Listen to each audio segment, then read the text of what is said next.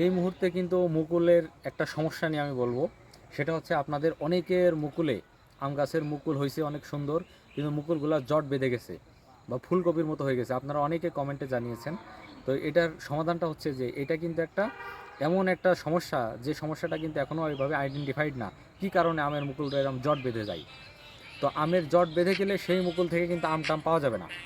তো এর সমাধান হচ্ছে, আপনি জট বাঁধা মুকুল যদি আপনার গাছে একটা দেখেন, সাথে সাথে ওই মুকুলটা ভেঙে ফেলতে হবে, ভেঙে ফেলে ওটা সরায় ফেলতে হবে, মাটিতে পুঁতে ফেলতে হবে। না হলে ওই জট বাঁধা মুকুলের উপরে যদি কোনো একটা হপার পোকা বা অন্য কোনো পোকা বসে, বসার পরে সে যদি ওখান থেকে একটু রস চুষে খেয়ে একটা ভালো মুকুলে বসে, তাহলে ভালো মুকুলটাও কিন্তু ওই আবার জট বেঁধে যাবে, আক্রান্ত হয়ে যাবে।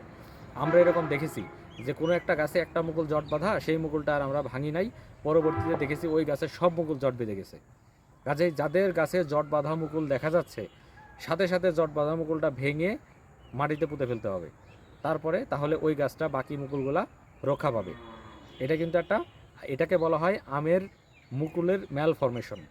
আমের মুকুলের ম্যালফরমেশন এটা একটা এমন একটা রোগ, আসলে এখনও আইডেন্টিফাইড না যে স্পেশালি কোন কারণে এই রোগটা হয়।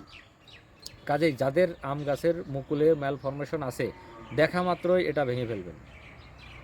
ধন্যবাদ।